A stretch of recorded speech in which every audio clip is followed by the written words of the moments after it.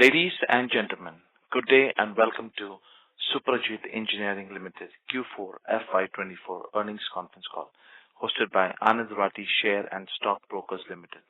As a reminder, all participant lines will be in the listen-only mode, and there will be an opportunity for you to ask questions after the presentation concludes. Should you need assistance during the conference call, please signal an operator by pressing star, then 0 on your touch-tone phone. Please note that this conference is being recorded. I now hand the conference over to Mr. Mumuksh Mandlesha from Anand Rathi Share and Stock Brokers Limited. Thank you, and over to you, Mr. Mandlesha. Thanks, Renju. On behalf of Anand Rathi Shares and Stock Brokers, I welcome you all to the Suprajit Engineering Q4 FY24 conference call.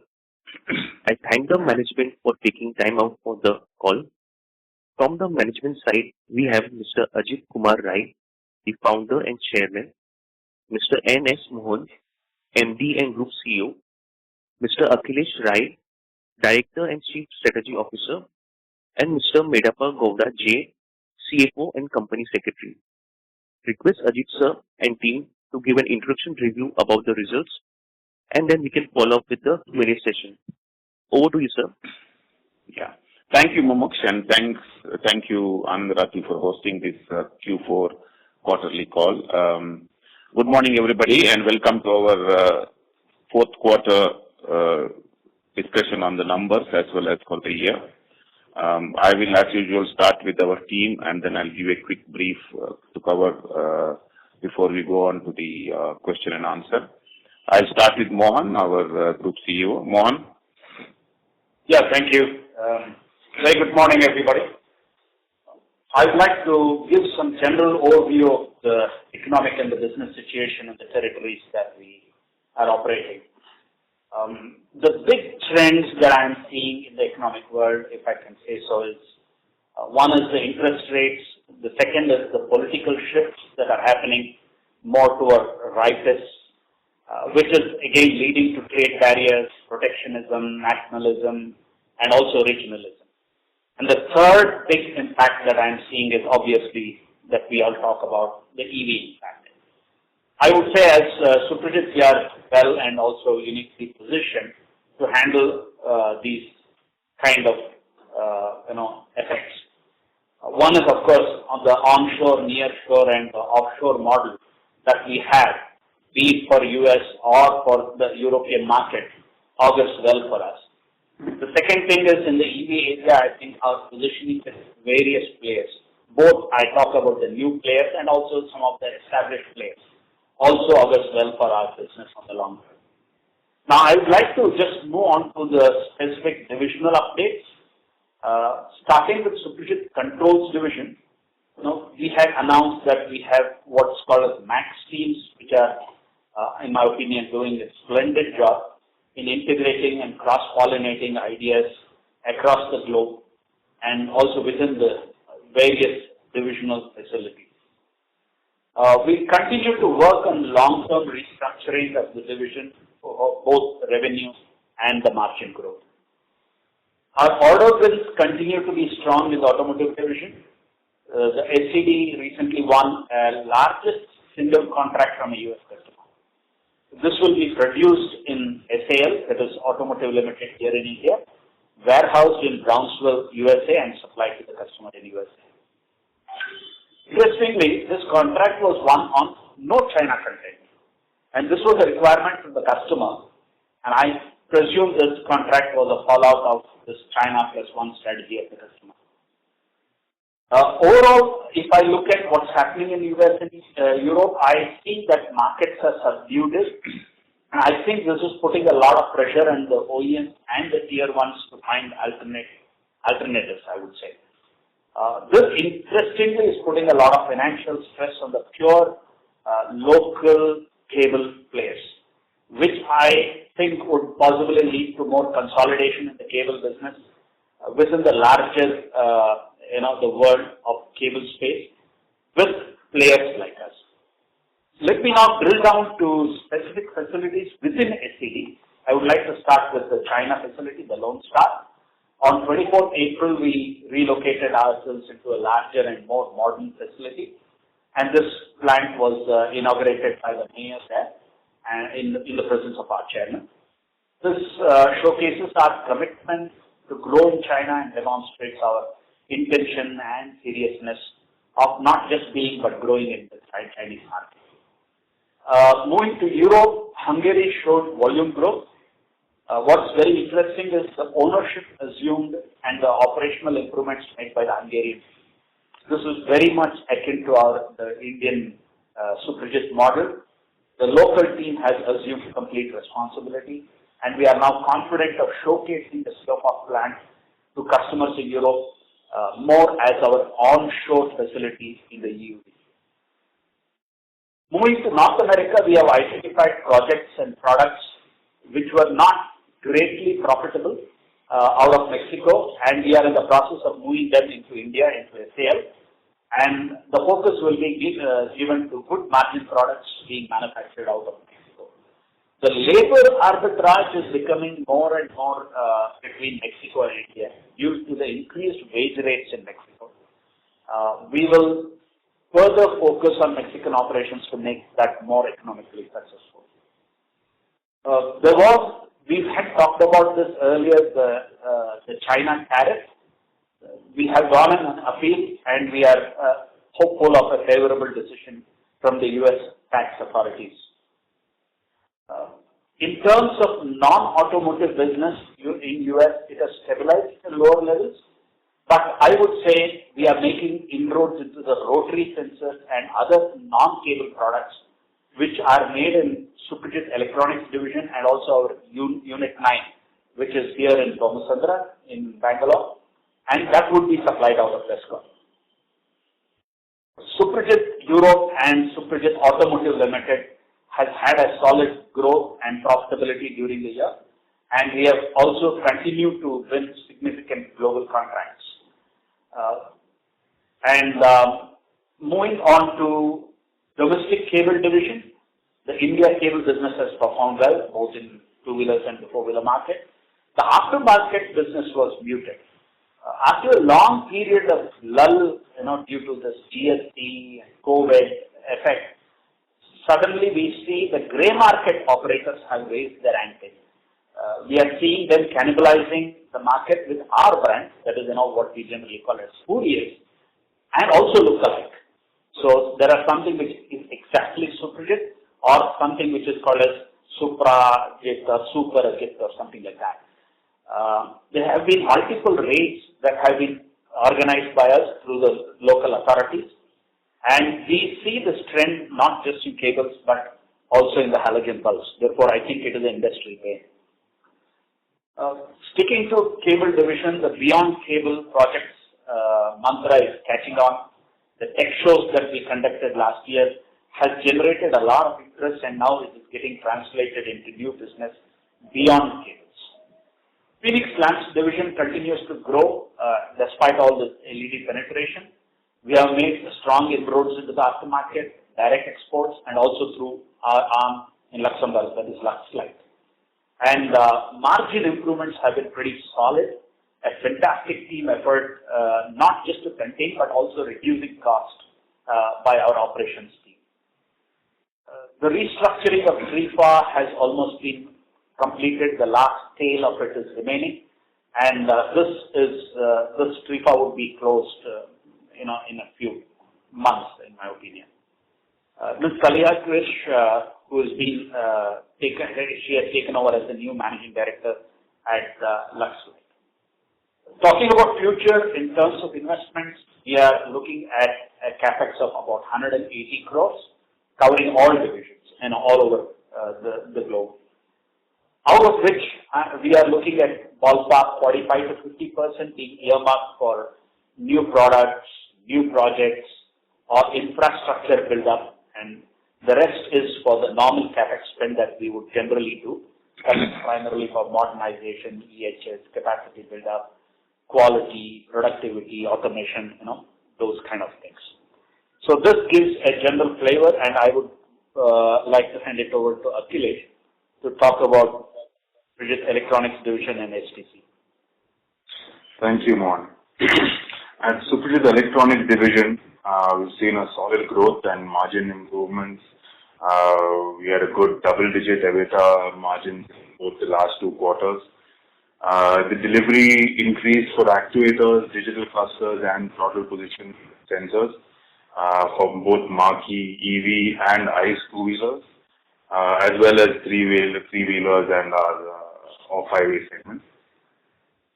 Internal manufacturing also started supporting Phoenix lamps for their LED retrofit lamps, as well as for SCD for exports of controller boards. This is expected to ramp up significantly in the coming year. After certain reorganization from Q1 onwards, we will be including mechanical speedometers also in the numbers of SCD. We see a robust outlook with clear visibility of growth, both internally and externally, and so expansion capex has been budgeted. SCD continues to support the company's transition towards a more sophisticated electronic and a global actuation platform, crucial for premiumization in both EV and ICE vehicles. At Suprajit Technology Center, the core focus is to develop platforms for actuation, focusing on digital clusters, actuators, and sensors and braking systems. STC is the source of multiple new order wins at various divisions and has multiple products under customer evaluation, showcasing innovative solutions tailored to Indian customer needs.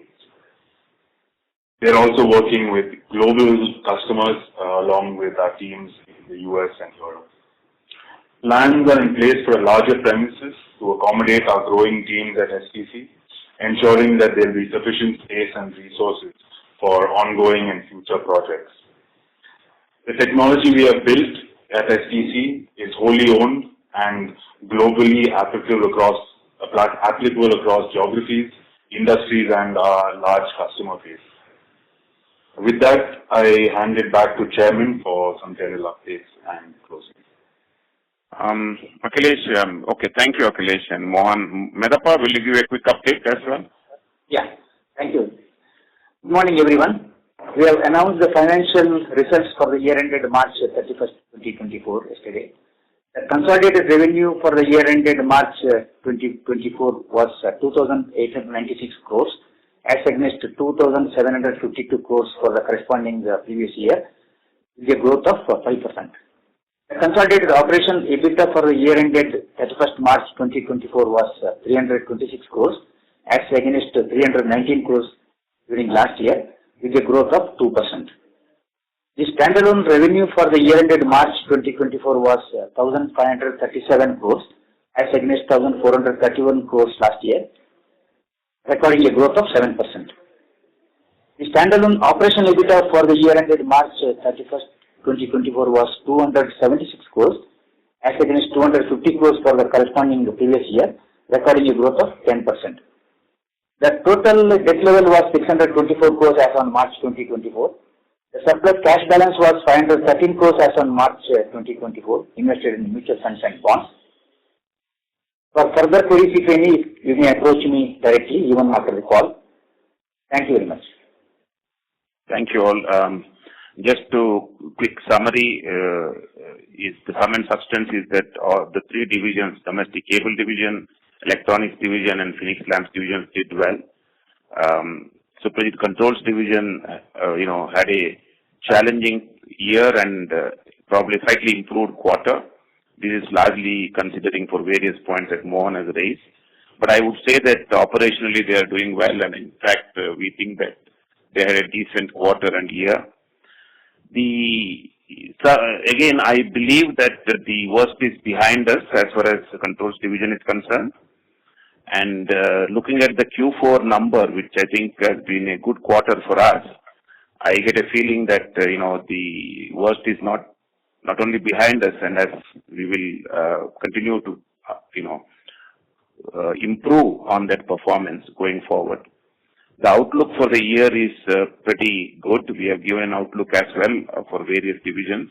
From what we see today, unless, of course, the global scenario changes for the worse, we expect to have a decent and satisfactory year. So the basic model of our ability to meet the customer, both with onshore abilities, nearshore abilities, and low-cost destination like India, is making us a preferred vendor with most of the customers. I think that's why we have been winning contracts, multiple contracts, and we have been talking about it. Mohan just mentioned about the largest one with no China content. I think these are the things that are really are the ones which are giving us wings to take, Suprajit Controls division to the next level, I think. So that's in sum and substance of the quarter as well as for the year from all of us. We are now ready for questions, and I ask our moderator to start collecting the questions and directing to us. Thank you very much. Thank you. We will now begin the question and answer session. Anyone who wishes to ask a question may press star and one on the touch-tone telephone. If you wish to remove yourself from the question queue, you may press star and two. Participants are requested to use handsets while asking a question. Ladies and gentlemen, we will wait for a moment while the question queue assembles. The first question comes from the line of Ravi Purohit with Securities Investment Management Private Limited. Please go ahead. Hi, thanks for taking my question, and thanks for a detailed update on what's been happening at Suprajit. So just two questions. One was, I think we've mentioned a couple of times in our press releases and also on various con calls in the past about FY24 having a lot of one-off issues, be it wage increases, be it duty levying, can you generally quantify in terms of how much of expenditure we would have had to make in this year in terms of, let's say percentage of revenue, that was one. And the second question was, we've given a guidance of about 180 crore capex. Could you just kind of break this down in terms of, where, in what areas are we looking at this capex, and how much of it is maintenance, how much is actually growth and greenfield capex? So if you could just give a little more insights into this 180 crore capex, that would be very helpful. Thank you. I think in terms of the one-offs, let me address that first. I think the really one-off is the relocation of China plant. I think that would be the only one that I would call as one-off. Others are ongoing, challenges that you mentioned about, whether it is Mexico wage cost, which has been going up in the last 2 years in excess of 20% every year. That will continue to be there on the balance, P&L.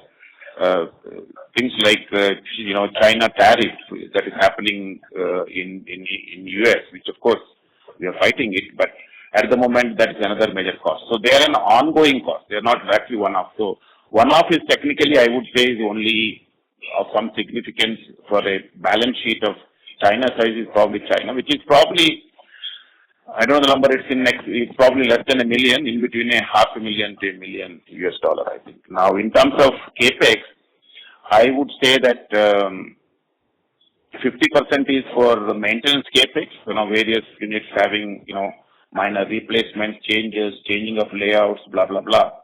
The another 50% is probably more on strategy.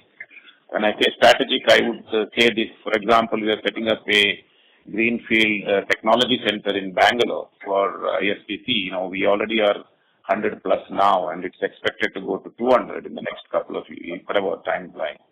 So we need to house them in a more modern, more spacious space. So that is one investment decision. We are also trying to buy some additional land and industrial building within Bangalore for some of our ongoing projects. That's the other expenditure that is not maintenance capex. We are also setting up an additional floor in our Chakan plant. So that's an additional capex.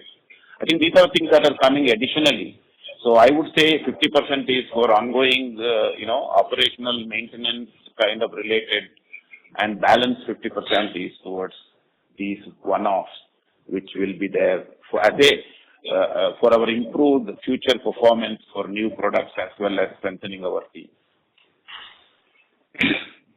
Okay. I have a few more questions, but I'll probably get back into and come back once, maybe later in the call. Thank you. Thank you. Next question comes from the line of Amit Hiranandani with Smiths India Limited. Please review. Yeah, first of all, congratulations to the team for the very good set of numbers considering the challenging macro situations in the exports. Sir, I joined a little late. Just my first question is on the Suprajit Control Division. So Sorry? here we are observing Suprajit Control Division. My first question. Yeah. Mm-hmm. So here we have been observing a gradual quarter-on-quarter improvement in the margins. Now things are getting better, in a better shape for this division as the company is winning large contracts. Hence, we believe that double-digit growth is for sure in FY25. We want to understand, what is restricting this division to reach double-digit EBITDA margin. Are we observing now any kind of tailwinds, and how soon we can achieve this level? Okay. Thank you, Amit. Yes, I think we actually touched an EBITDA margin of 3% also, I think, in the second quarter, if I remember correctly, whereas from there it has improved. Last quarter was 7%, and for the year it has been 6%. So it is difficult to give a guidance because we still are little struggling with the global macro situations at various places and the economic scenario. But I'm pretty sure that margin 6% will improve. Now, when will it go to 10% is difficult to say. But our aspiration and interest that this year we may be able to cross the 8% EBITDA kind of a number. Consider if things are what it is and that's what we see today at our end. So I think there will be an improvement. But let me also say this, the global business, technically in all auto component industries that we have seen now is that they are typically single digit in auto component space. They are all single digit margin businesses. So I think we will be there by end of this year in a comfortable way. But the aspiration is certainly go to double digits, and I think it will take a little more time. Great, sir. And sir, my second question is on the PLD division. So the PLD's magical 15% margin in Q4 was a commendable job from you guys. I want to understand the core reasons of this improvement and how much of this is sustainable. What was the one-off cost associated with the restructuring of Suprajit and wanted to understand, continue with this, how much is the LED retrofitting, retrofit contribute here, along with the margin difference between the halogen and the LED retrofit product? I think LED retrofit is still small compared to our overall business of whatever 350-400 crores. I think, Mohan, do you have a number on LED retrofit? Maybe 20 crores, 25 crores? No, I don't have it offhand. Okay. I think that is the kind of number there is on that. It's not more than that in any case. In terms of margin improvement, I think it is the way operationally we improved in India and the restructuring in Luxlite and 345. Although it is not technically closed it's basically closed. I mean, there's some paperwork to be completed. So I think it will be done. In the process, I think Luxlite, of course, the previous managing director also is no longer with us. So the cost structure in Luxlite itself has come down significantly. So, and then there are improvements in terms of the way we work together between Luxlite and Phoenix Lamps has improved significantly in the last couple of quarters. So beyond that, I think it is the way the team has performed operationally that has been responsible. In the first half of the year, there has been certainly some one-offs. Up to, I think, December, there has been one-offs. But we are very comfortable that this year there will be a good growth despite whatever LED penetration concerns, and margins will be comfortably in the double digits. Sir, any more juice left in this? Pardon? Like any more juice left in the improvement in margin? Of course, we always believe that we want to think that there is always juice left in any business, but I think doing 10, 12, 14% margin EBITDA is pretty good for this business, which is technically a lot of people have been asking why are we doing this business and why are we still having this business, and we've always said that this is the last man standing strategy, and we will prove that that strategy works, and that's what we have done. And I think it will continue to be very profitable. Further improvement in margin, I cannot comment at this moment. Okay. Sir, my last one question is basically on the Suprajit Electronics division, which has been showing exceptional numbers in the first year of operation. Sir, which products are driving this growth, and what is the growth outlook? Products you mean? I mean, within this Suprajit electronic division, there are a few products, digital instrument cluster and inhibitors. Mm-hmm. So what all, products are What are all the products? I will ask, maybe Akhilesh, you can answer because what are all the products and things that we are doing at ED? Yeah. So this year the growth was driven mainly with the growth in digital clusters, and these are your TFT and LCD clusters, and actuators. So various actuators like steering lock actuators, charging gun lock actuators, seat lock actuators, these kind of actuators. These are the two main products that drove growth this year.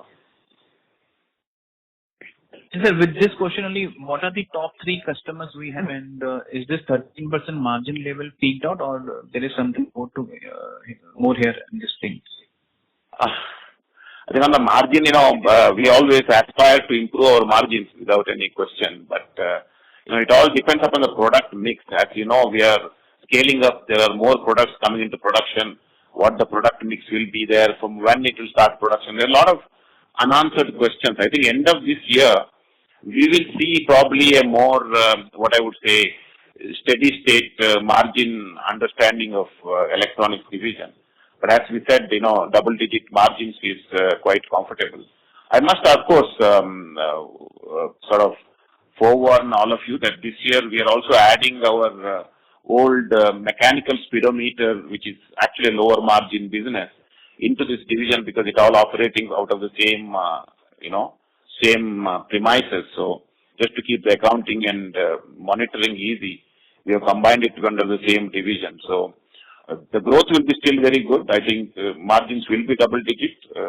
I think this will be another good year for electronics division. All the best, sir. Thank you so much for the opportunity. Thank you. Thank you. Next question comes from the line of Mumuksh Mandlesha with Anand Rathi. Please go ahead.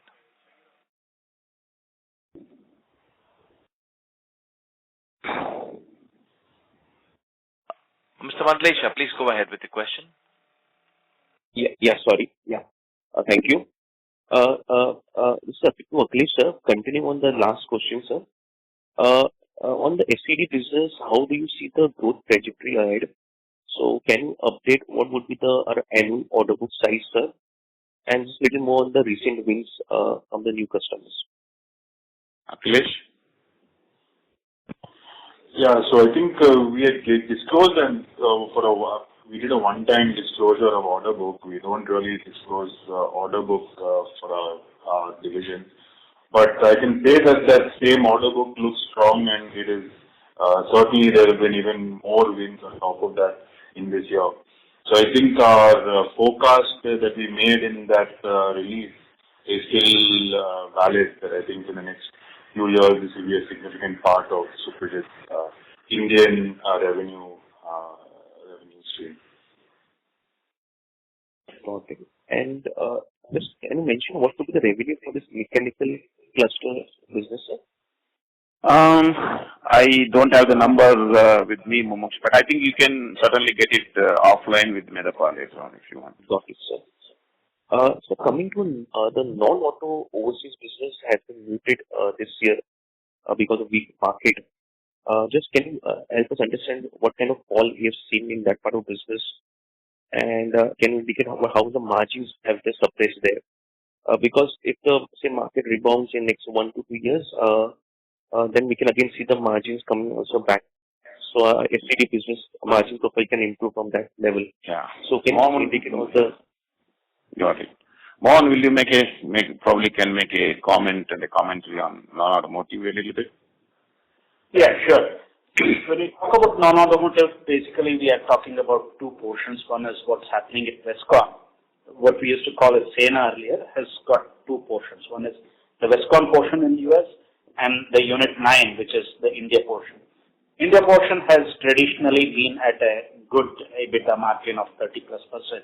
And we look at Westcon would be somewhere in the single digit number. So mix all put together, we would be looking at a decent margin profile both in as Sena. Specifically, in terms of what's happening is that we are trying to push into beyond cables in the non-automotive segment, which would mean two things. One is the share of wallet with the customer will go up because highly priced products goes in, and it also leads to a better margin profile there.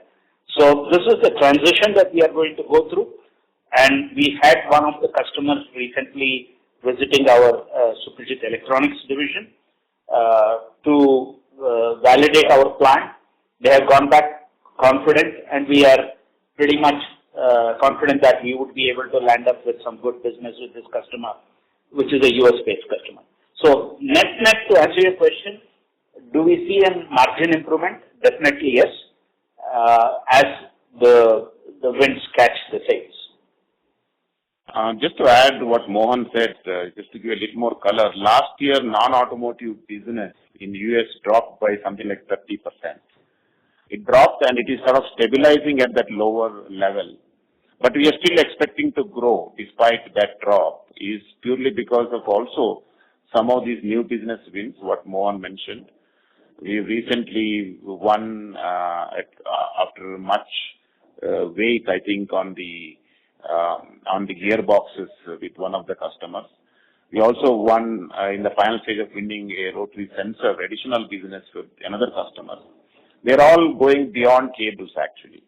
So while we are also winning certain contracts on cables in the non-automotive space, we are also winning contracts in the non-cable space. So I think going forward, despite this weakness in the US market, we are comfortable to grow the business and also, improve the margins, as Mohan said. This is helpful, sir. So lastly, on the aftermarket side, there's been a little muted growth for some time, and we talked about the products, the gray market has grown up. So can you indicate how that should shape up next year, sir? I think last year, just to be clear, I think in the Phoenix Lamps division, the aftermarket did grow, whereas in engineering or other DCD, it did not grow. I suppose it is much easier to probably do making a cable in some little space and doing a packing and, selling spurious products is much easier. But spurious products which sort of were on the sidelines for almost 3, 4, 5 years, suddenly last year we have seen that it is growing its ugly head. We had, I think, at least had more than a dozen or at least half a dozen raids conducted. Recently we did a major raid in one of the North Indian states, and we have been able to find people manufacturing and packing exactly our cables with the exact pack. I mean, there is a collusion not just in manufacturing but also with the packaging industry and also the dealers and distributors. So it's a bit of, I think people are still trying to avoid the GST and that kind of stuff. So I suppose those old habits die hard, as they say. That is still seems to be there. It has been sort of noticed last year significantly because when we are assessing why there has been some kind of a drop, we realized that this is what's happening. So it is there. It is difficult to quantify it, but with these rights, I think they also get little smart and alert and probably again go into the shadows a little bit. But it's always a shadow boxing, I guess. So, but this year we are expecting a growth. I mean, having said all that, we do expect the aftermarket to grow this year. Thank you so much. Thank you. Thank you. Next question comes from the line of Gokul Maheshwari with Avrika Capital Advisors LLP. Please go ahead. Yeah, hi. Thank you for the opportunity.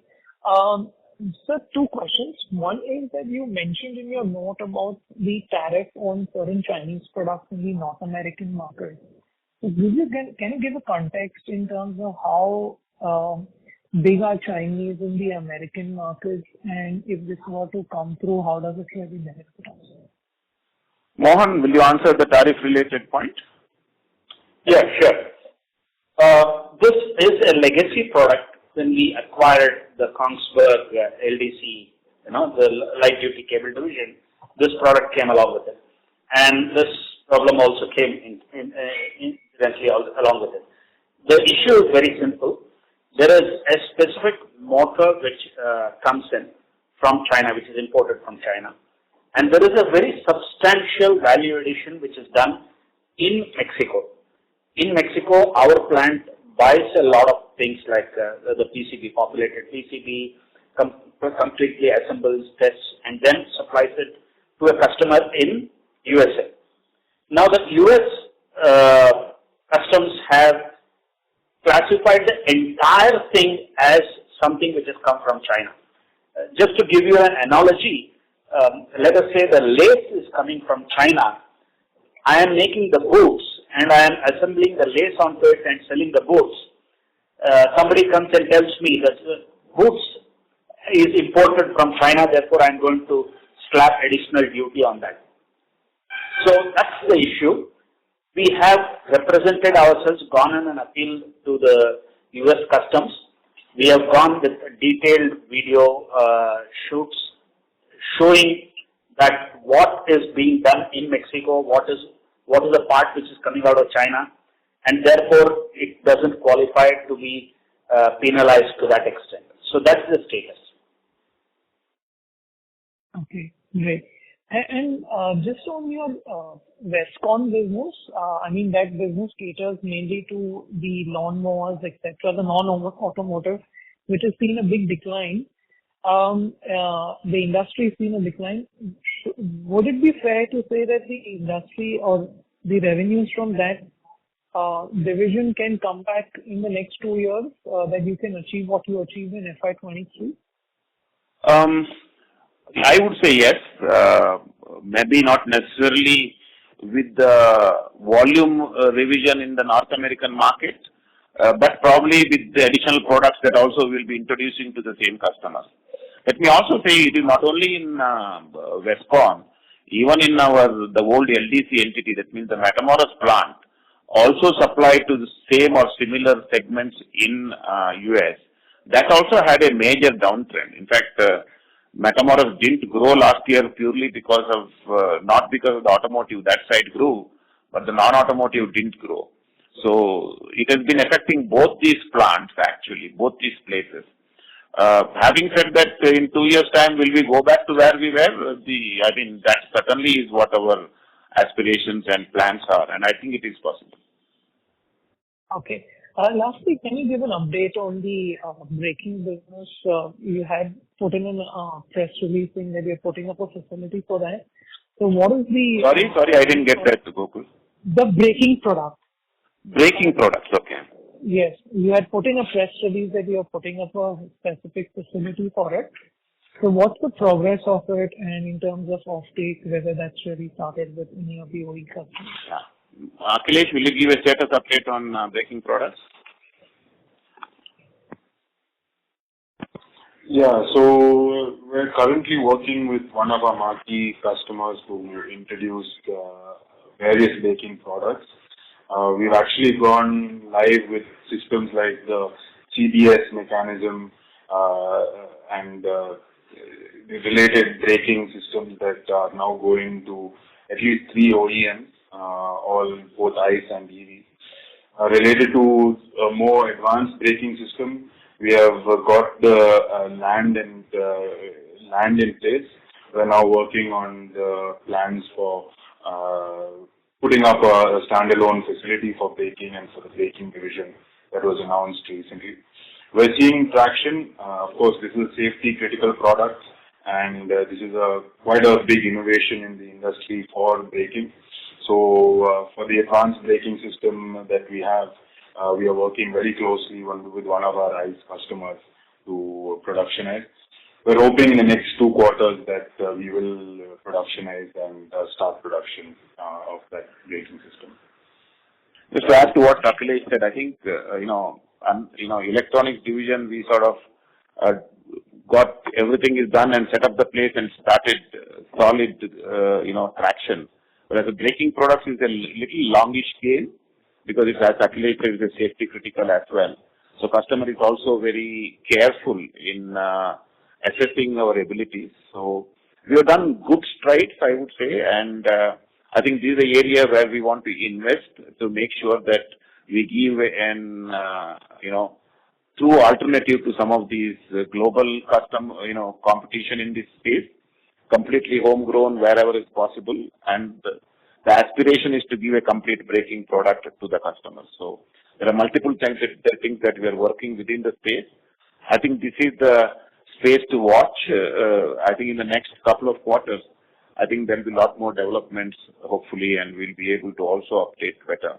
The fact that we have earmarked one entire recently acquired property for a braking division means that we have a very clear longer-term perspective and ambitions to be there in full strength. So that's it. Outstanding. Thank you so much, and all the best for that. Thank you. Thank you. Thank you. The next question comes from the line of Senthil Manikandan with iThought PMS. Please go ahead. Good morning, sir, and thanks for the opportunity. Sir, my first question is with respect to the initial comments on the global slowdown enabling possible inorganic opportunities. So if you can just share a little more detail. Sorry, I can't hear you properly, Senthil. Can you just repeat what you're saying? Sir, my first question is with respect to the inorganic opportunities that may come due to the global slowdown. So you can just share some more insights on that. Yeah. I think what we are seeing in the marketplace is that it's important to have geographic reach, it's important to have geographic size, and also it's important to have financial stability and strength to survive this marketplace, particularly where there are many players trying to take the same business away from each other. So there has been a price competitive bidding happening with some of our customers. And, there are players who, if they lose that particular business as an incumbent, they will have a much bigger challenge. So they have been trying to fight tooth and nail to make sure that they retain the price at any cost. And that's actually putting them in a greater financial risk. So we believe that, I've always said this in many previous conferences and calls, that consolidation is the way forward, and it is the key for success in this business. So we do see stress in certain incumbent players in this market space, and some of them have very interesting geographical locations, very interesting customer profile. So I think it's important for us to see what fits us best, and if it's something fits us best and gives us this onshoring, nearshoring, and low-cost opportunity of manufacturing, and if that strengthens with such opportunity, I think we'll be seriously looking for it. So that is the statement that we have made. Thank you. Second question is on the actuator side. So what would be our share of sales coming from the passenger vehicle segment? Is it predominantly from the PV side or? I think I'll let Mohan to answer. I think it's more international in PV, I think, as I know. Mohan? Can you just repeat? I could understand that it is something to do with passenger car vehicle. What? Actuators, where we are in actuators in the cars, passenger vehicles is the question. The actuators are primarily two-wheeler when we are talking about Suprajit Electronics division. Whereas when we come to cables, that is into electric passenger cars. Cables are going into electric passenger cars, be it in Europe. I think Mohan is talking about EMA, that what we do with the LDC entities, I think. That portion is more going into passenger cars, not electric vehicles, but ICE engines primarily. These are more into for example, the headrest has to move or the seat has to move, those kind of actuators. Yes. I think what we have done with EMAs is that actuators, particularly the passenger vehicle, is what has come from the Kongsberg acquisition. Basically, we're in the headrest and seat, folding movement. That's where the EMA that we do under those. We are also trying to present that to Indian customers today. But on the two-wheeler, I think Akhilesh has already answered that FPD is doing actuators for various applications like lock, latch, etc. So that's where we are. Okay. Thanks. And last question is on the e-throttle. So, can just any update on the Akhilesh, any thoughts on the electronic throttle controls on the two-wheelers that we are doing probably? We are getting traction on the electronic throttle, probably not as it is overshadowed by the kind of interest in the digital clusters and the actuators. On e-throttle, there is a significant amount of, let's say, competition from both import components and local suppliers who already have this technology. And I think over there, the traction is not as quick as in these other areas. But certainly there are at least two businesses that are ramping up in e-throttle for India. Globally, I would say we have a very good position because we're already supplying, let's say, e-throttle is a type of rotary sensor. In fact, we use our rotary sensor that we're supplying to our US customers. We use that for India. So globally, there is a lot of potential for these rotary sensors. And in fact, one of our marquee customers, two of our marquee off-highway customers both audited our SCD location this year and also have given us, we have won orders from them for their rotary sensors and electronic sensor businesses. So it's a good start for them, for us, but certainly the traction has not been as fast as the other products at SCD. Just to wrap it up also, just to say this, that so electronics division, one focus is on the two-wheeler related digital, actuator kind of a thing. Second one is also to see how we can address through our North American marketing and business development team in the non-automotive space. That's where, rotary sensors, electronic throttle controls, and, few other, even digital panels are all being undermade, gearboxes, for example, are all in the major stages of discussion and conclusion. So that's what gives us the comfort saying that, non-automotive business also will grow with, with a year or so. Okay, thanks. Thank you. Next question comes from the line of Shubham Segal with SIMPL. Please go ahead. Hello, sir. Am I audible? Yes, you are. Yeah, sir. So my question is regarding the domestic control division. So if we compare our growth versus the end two-wheeler production growth, we seem to have underperformed. So even if we adjusted for the muted aftermarket sales, has there been any share loss? No, I don't think there is any share loss at all. As we have said, particularly with the EV coming up, some of the content in the EV has come down. That's number one. The aftermarket last year for us, unfortunately, which has been a big business for us, has been, I think there has been no growth there. So obviously that sort of mutes it. But if you look at the Q4 number, we are at a 21% growth on the standalone business. So that gives you a clear picture, or 15% in the DCD level itself. So I think it is just a question of, by the way, you should also not forget that last year is a year of price reductions because of the commodity price dropping. We also had, quite a few, not quite a few, most of the customers who had given a price increase for 22, 23 has also clawed back quite a bit of it. So there is a multiple effects of it. It's, certainly there's nothing to do with the market share. Okay, sir. Got the idea. And next, so how's the spread in terms of our product mix and customer mix based on the current order book, and compared to 2-3 quarters back, how has the order book evolved? For the domestic cable division? Yes, sir, for the domestic cable. Yeah, pretty strong. I think, we have also made a clear, year's outlook saying that we are comfortably expected to have a double-digit growth. Okay, and so lastly, in terms of margins among the products in your DCD division itself, so can you give any color on how do margins vary in your products And what could be the share of non-cable products also, if both of these you could address on? I'm missing you on the question. Margin profile where?